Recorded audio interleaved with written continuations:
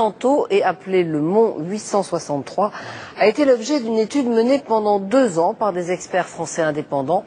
Selon les premiers résultats, les animaux nourris au Mont 863 présenteraient des modifications sensibles dans leur métabolisme.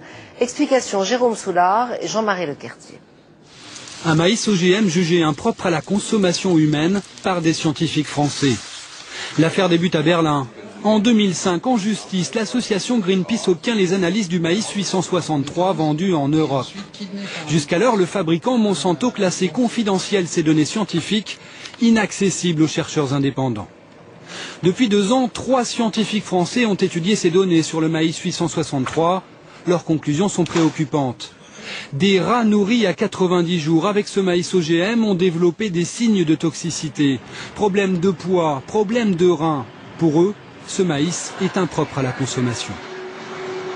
Nous avons observé que seulement au bout de 3 mois, les rats qui en mangeaient avaient des problèmes sanguins. Donc pour les femelles, une augmentation du taux de graisse, une augmentation du taux de sucre dans le sang, une augmentation du poids du foie par rapport au corps. Et c'est une erreur fondamentale historique que d'avoir dit que les OGM étaient sécuritaires. Ça restera une honte dans les sciences. Chez Monsanto, le fabricant américain du maïs OGM, on s'étonne de ces critiques, les mêmes depuis des années. Aujourd'hui, les cultures OGM représentent 102 millions d'hectares cultivés, 4 fois la surface de la France. Des millions de personnes en consomment depuis 15 ans, explique le fabricant, sans un problème de santé signalé. Ce maïs a été examiné par l'ensemble des autorités compétentes dans l'Union européenne et également en France, et la conclusion a été que ce maïs est aussi sûr que n'importe quel autre maïs.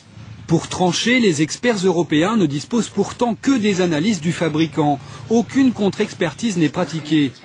En France, tous ces produits OGM sont aujourd'hui en vente libre dans nos supermarchés. Faut-il les autoriser, les interdire? Sur ces questions épineuses, les scientifiques eux-mêmes continuent de se déchirer. Les politiques, eux, hésitent encore.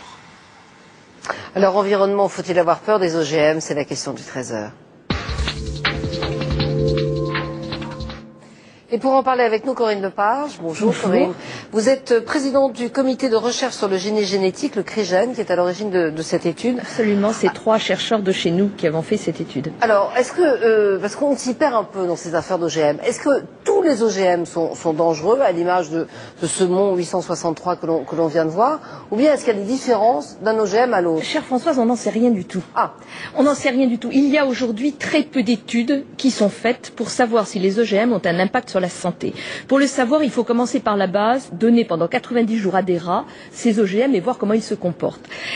L'étude que nous venons de rendre publique n'est qu'une contre-expertise d'une étude faite par Monsanto lui-même, et les données sur lesquelles nous avons travaillé sont les données de Monsanto.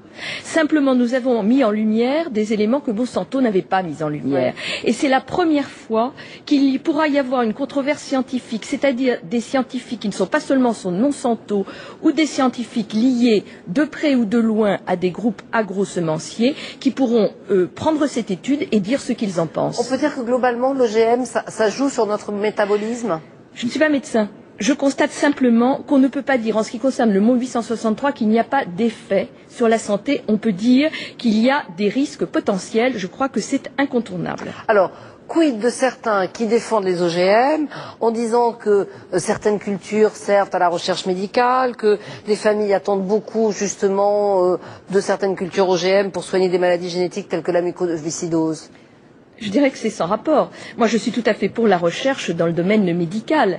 C'est pas une raison pour donner à nous tous, à tous les consommateurs, à consommer un maïs qui peut avoir des incidences sur la santé. Est-ce qu'on n'est pas d'ores et déjà dans un monde où, au fond, les produits que nous consommons tous les jours, j'allais dire le grain de blé, il n'a plus rien à voir avec le grain de blé du meunier d'il y a 50 ans? Simplement, l'hybridation et l'OGM, c'est 2 choses complètement différentes. Oui. Et je crois qu'il ne faut pas penser que c'est fichu et qu'on ne peut pas revenir en arrière. Il y a très peu de culture OGM en Europe, de l'ordre de 0,1% du territoire européen. Quant à l'argument toujours utilisé par Monsanto de dire les Américains en consomment beaucoup, oui, mais comme il n'y a aucune traçabilité traçabilité, aucun étiquetage, aucune étude pour savoir s'il y a des liens entre certaines maladies et les OGM, on ne peut pas savoir. Est-ce qu'il y a d'autres pays que la France qui soient aussi sensibilisés sur cette question des OGM? Il y en a même qui le sont beaucoup plus, puisque certains, par exemple l'Autriche, ont carrément interdit les OGM en termes de culture chez eux, et l'Europe s'est vue interdire de les poursuivre par une majorité des membres du Conseil de l'environnement. Les producteurs de maïs annoncent que les surfaces plantées en OGM sont en constante augmentation. Vous en pensez quoi? Je vais vous dire, chez nous, c'est top secret.